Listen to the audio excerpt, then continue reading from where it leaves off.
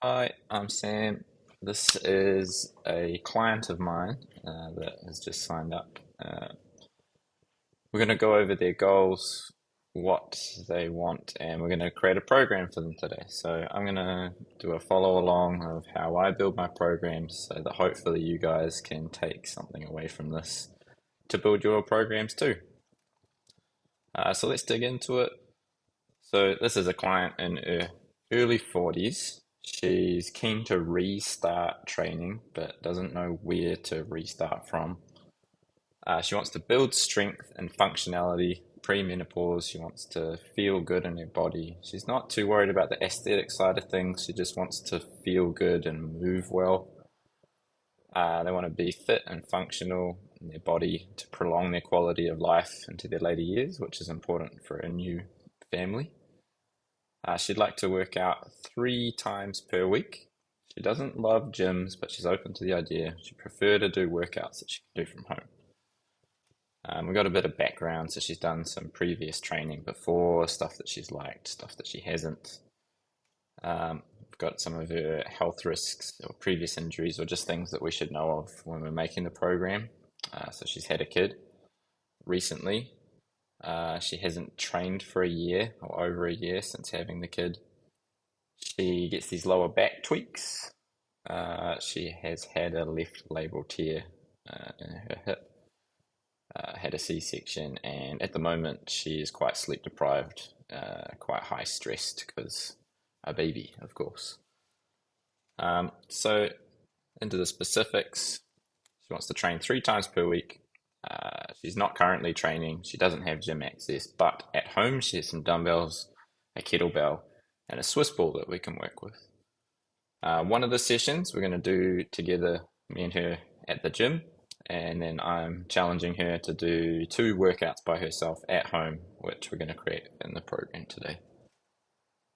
When we caught up, I went through a movement screening, and through that movement screening, we came up with some movements that felt good for her, and we'll go through those in a bit more detail as we add to the program. So here's the program that I've sort of set up so far. So we've got Jane, her name's not actually Jane, but we've got Jane as a placeholder for now. And I've gone ahead and added a little like intro into the program. So just a quick summary of what we're doing with the program, what they can expect, some of the goals and the focus of the program, and then some terminology if they're not super clued up around what sets and reps mean.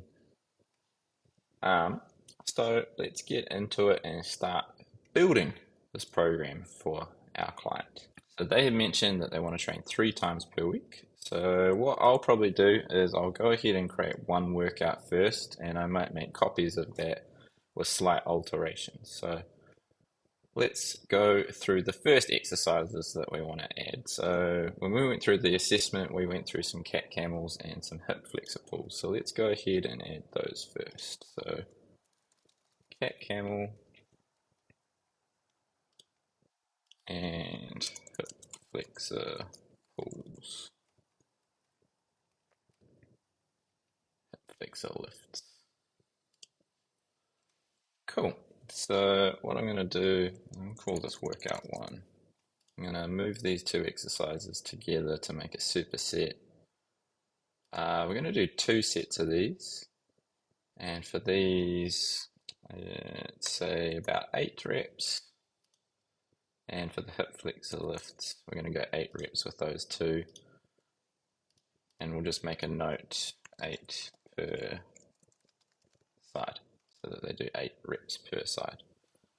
So the reason I picked these 2 movements is we want some spinal mobility, some kind of core activation before we get into the exercise. These are really good for priming their back muscles and their core muscles for bigger compound lifts, let's say like deadlifts or squats. And then the hip flexor lifts, she specifically mentioned that she has quite weak and tight hip flexors. We found out through our assessment that they're still quite mobile, but they are quite weak. So priming and getting some awareness on how to delegate tension to those hips in her case is really important because she has a tendency to overuse her lower back. So we're trying to delegate some of that tension into those hip flexors. So these are going to be our warm-ups, nice and simple, um, but really effective at the same time. So the next thing we're going to look at adding is some big moves. So we've got our squats and deadlifts, but we're going to use those with the kettlebell. So let's go be kettlebell deadlift. Perfect. Kettlebell deadlift and goblet squat. Perfect. Okay, so I think I want her to do, we'll go squats first because we've kind of warmed up the hips and I think that's more important for her. Some people I get them to do deadlifts first if maybe their goals are more aligned with that, but for this case we're going to go with goblet squats. And the reason we're doing goblet squats and kettlebell deadlifts instead of, let's say, like barbell ones is because we want her to be able to do this from home and she has a kettlebell that she can use from home. As well as these are quite friendly progressions that I feel like any beginner can do with the right cues. We've gone over those cues together in person and we're going to get better at them as we go. So I'm just adding some metrics here. So we want to add some weight. I wanted to do about 8 reps of these and we're going to use a 12 kilo kettlebell. And same with these. Cool. So now we've got a bit of a flow to our workout, warming up our spine, warming up those hips, really strengthening those hips actively through some goblet squats, and then strengthening those posterior muscles in the back with the kettlebell deadlift. So we've got 2 biggish moves, but still relatively simple. And we're doing sort of higher reps here to get the best of all worlds to some extent. So the idea is that we're getting a little bit of strength, we're getting a little bit of muscle building, and we're getting like a little bit of endurance, awareness, time under tension, and just time to practice the movements to level up the skill too. Next up, we're going to add some elevator push-ups and some single arm rows. So a little bit of upper body work now. So some elevator push-ups.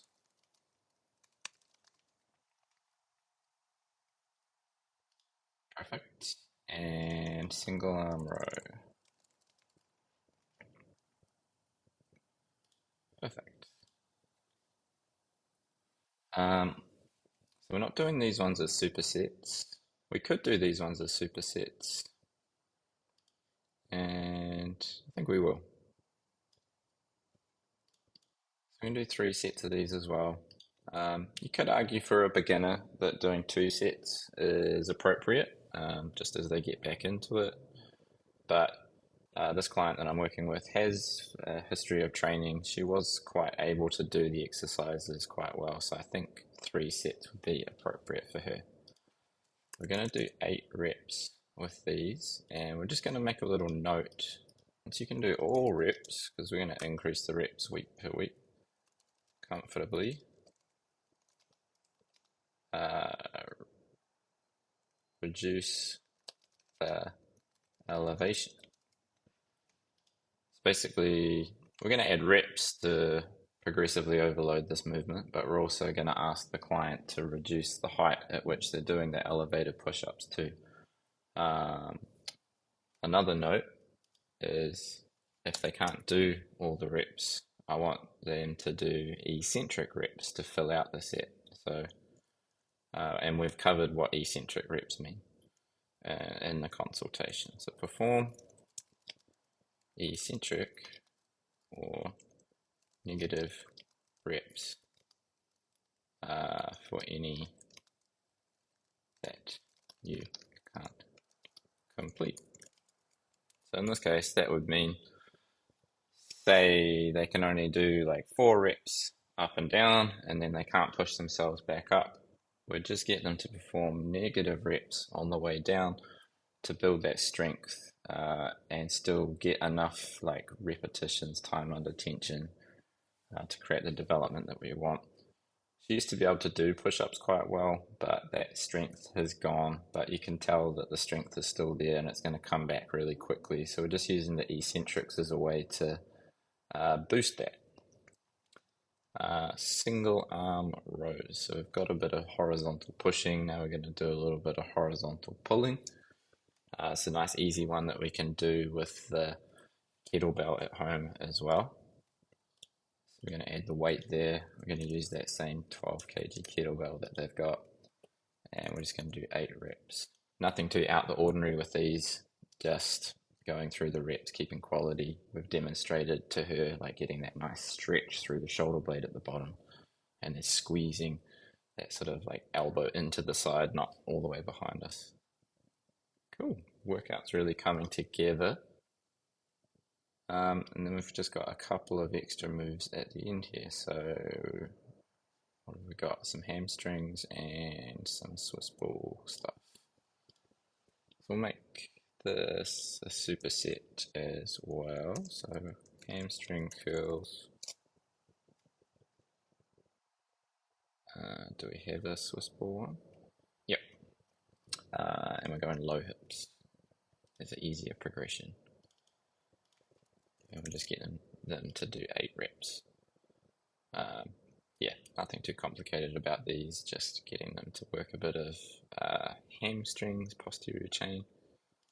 And then we also want to do a dead bug core squeeze. Cool. So we're not doing a full dead bug just yet. So through our movement assessment, we found out that if she tried to extend the leg, extend the arm, that put tension into her lower back, which we don't want in this case. So we found that if she just pushed into the ball with her elbows or her hands and her knees, and she kept her knees at 90 degrees, we could keep the tension in her core.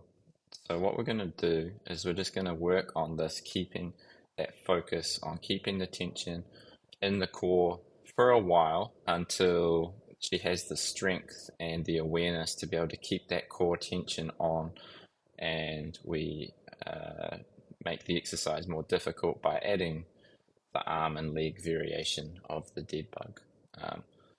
And after she can do that, we'll level it up further too. But for now, we're just keeping the focus on really getting that awareness in that core, so that we can once again delegate that tension away from the lower back and more into her core and hips too. So we're going to work up until she can do this for 30 seconds. So we're going to set that as the target. If it'll let me click it. These are just targets. These aren't expectations. So these are just me setting the targets. When they go and log the workout on their phone, they enter in whatever they got, and then we just work up towards this target. Once they've clocked this target, then it's time to progress the exercise to a slightly more difficult variation. Cool. So it looks like we've already got workout 1 done. It's intentionally short. We're trying to keep the workout kind of like 15 to 30 minutes to start off with. She's quite busy being a mother. So the most important thing starting out is just getting them to show up consistently. So we're intentionally making the workout quite simple, quite easy, and really just they can get it done. We can always add more exercises later if they find it too easy, but I'd rather it be too easy to start with than it be too difficult. So what I'm going to do now is we want it to be 3 workouts. So I'm just going to duplicate this workout. Call this workout 2. And then what I'm going to do, what are we going to make different about this workout? I like to keep the workouts relatively similar, especially if they're only doing like 3 workouts per week, because we want to get enough stimulus into the areas that we're trying to develop. So in this client's case, we're really focusing on building a lot of strength with the compound movements. We're trying to build a lot of strength in the hips, the core, and then just, yeah, kind of like whole body function. So what I might do on this day is we'll put deadlifts first just to change it up a little bit. You know, you're still doing the same movements, but it's just a slightly different focus first. It's quite nice to change up the exercise that you do when you're feeling freshest. It would be good to add some vertical pulling and some vertical pushing. Relatively hard to do when they're just at home. So we'll see if we can't think up something. So I've got one exercise I quite like to do, like floor pull-ups.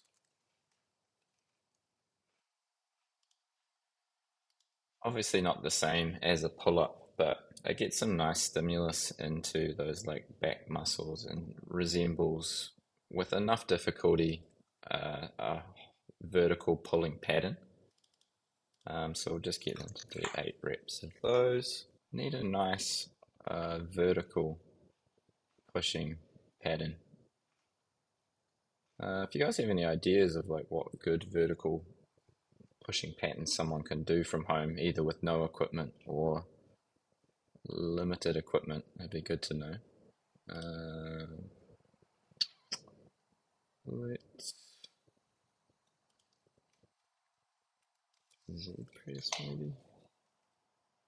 Yeah, let's give that a go.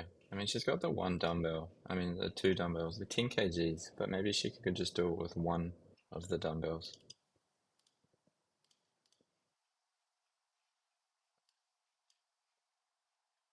And we'll superset those together.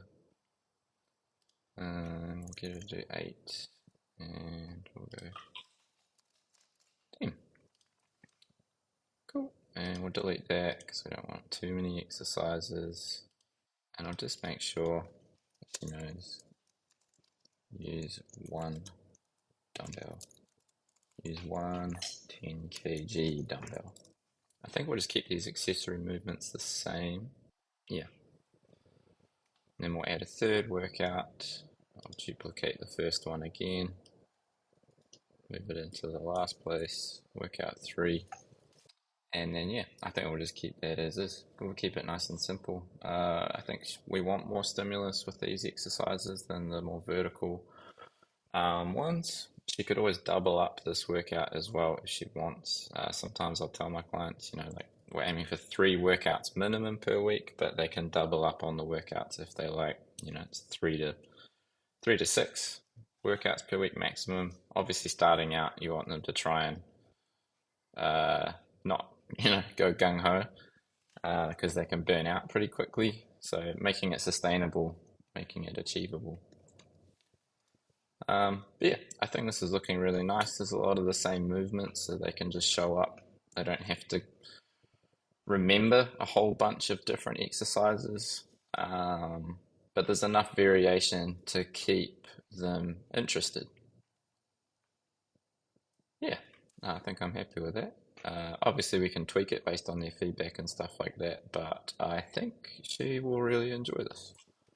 So what we're going to do now is we're going to turn it into a 4-week plan. So we've got our 1 week, that's kind of the hardest part, and now we're just going to add levels of progressions for the next 4 weeks. So let's duplicate week 1 into week 2. I like to add little like notes here. So for week 2, I'm going to say aim to progress your exercises in some way, e.g. Add reps, could be add reps, more control, greater awareness, or increasing the level of challenge in some way. Basically just asking them to like challenge themselves a little bit more than they did last week. That doesn't have to be reps, doesn't have to be added weight. It can be better quality of movement, better awareness of the movement, just some form of leveling up. So what we're going to do is we're just going to challenge them to do a couple of extra reps on all of the movements this week. So instead of going 8, we're going to get them to do 10 of each. And for these holds, I'm going to keep that the same, so 30 seconds, but with her, we're going to see if she can keep that core activation for longer. So we're accumulating 30 seconds throughout the set, but I guess her challenge would be, instead of doing it in maybe like intervals of like 3 before the lower back kicks in, seeing if she could go maybe like 12 seconds before dropping down and then resetting, if that makes sense. 10, 10, 10. So this is just a very basic form of progression week to week. For some people, this wouldn't be appropriate, but because she's a beginner, you'll find that her gains will be pretty quick. I'll keep the warm-up reps the same. They're just meant to be really simple, priming some movements before we start. But for the main lifts, we're adding those couple extra reps. But yeah, as I was saying, this is a very basic way of progressing, especially for beginners. Just adding those couple extra reps each week, you'll find that bodies can keep up with that level of progression pretty well. And bing, bang, boom, week 2 done. Now let's duplicate it again until week 3, which I like to call peak week. And this week, I ask them to aim to perform each exercise at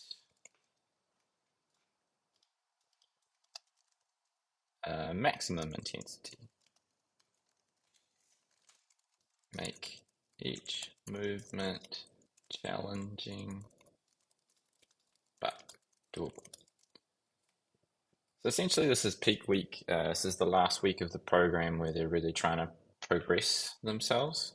When I say maximum intensity, I'm not asking them to go to failure on everything. It's more like this mentions do each movement to a really challenging level, but it's still doable.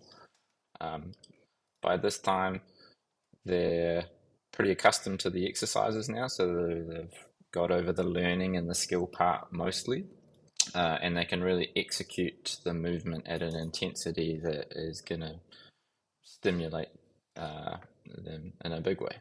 So what we're going to ask them to do this week is we're going to go for 12. So 12 is kind of like the upper limit that I generally work with. Sometimes I'll go a little bit higher, but for general population clients like this, I find it's a nice level that they can push themselves to, not get too like burnt out in the set, keep concentration and apply intensity well. It's the same thing, just each movement we're adding those couple extra reps to make it a little bit more challenging. We might even find some of the weights might go up this week, but I'll keep the weights the same and we'll find out when we do the session together. But yeah, don't be surprised if you can add a couple of extra kgs to some of these movements as well, especially the newbies. Those newbie gains are real.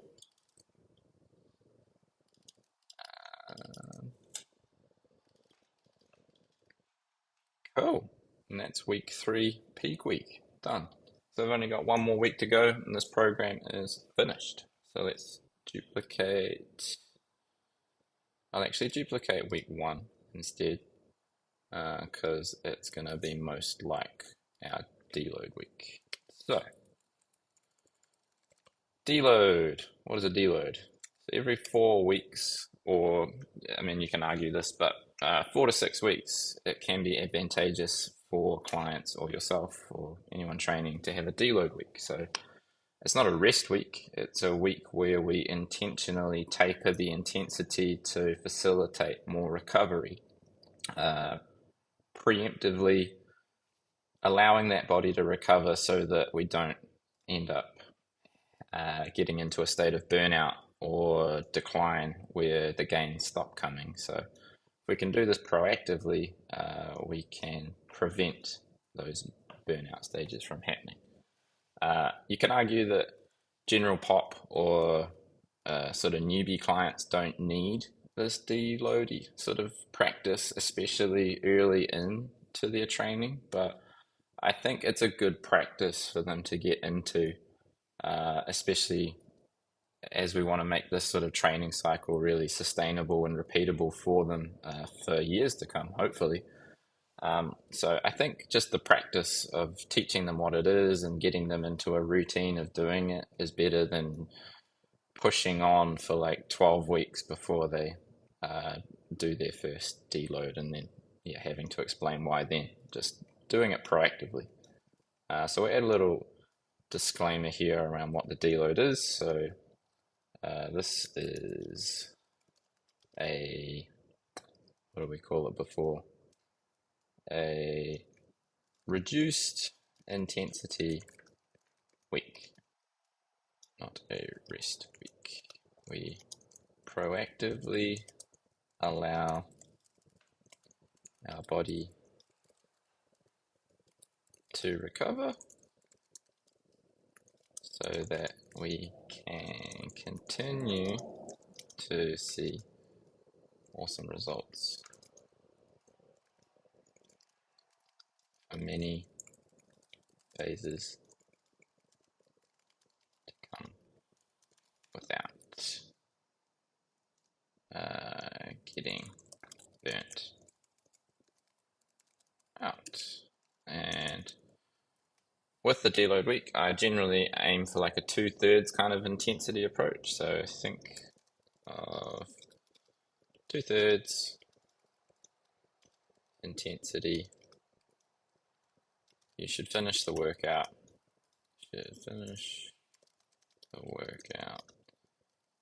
Feeling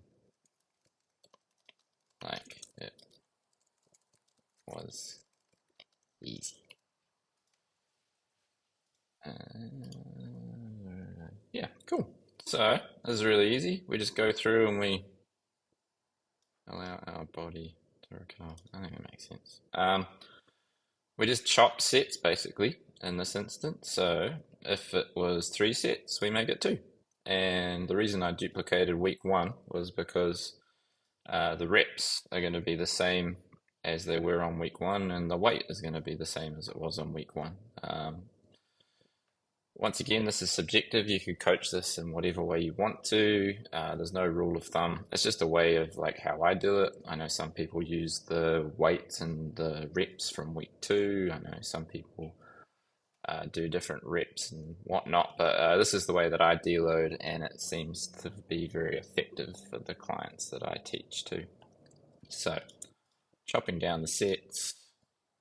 If, for example, there was an instance where, let's say, we were doing this for 5 sets, because that doesn't divide nicely into like 2/3, I'd just go to 3 sets instead. But we don't have any high sets in this program, so it makes it nice and easy. 2/3, there's 3 sets, that means 2 sets left. Boom, boom, boom.